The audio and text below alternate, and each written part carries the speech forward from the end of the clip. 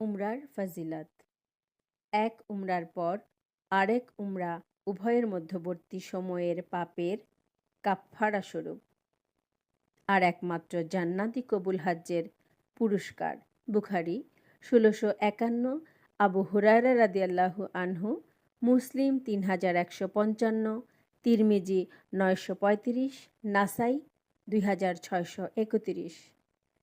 নবী সাল্লাল্লাহু আলাইহি ওয়াসাল্লাম বলেছেন, রামাজান এলে তখন উমরা করে নিও, কেননা রামাজান মাসের একটি উমরা একটি হাজ্জের সমতুল্য।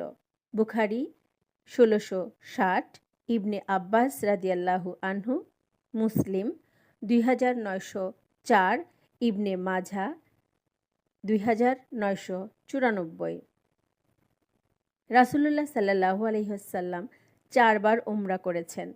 ইবনে মাজাহ ৩০০০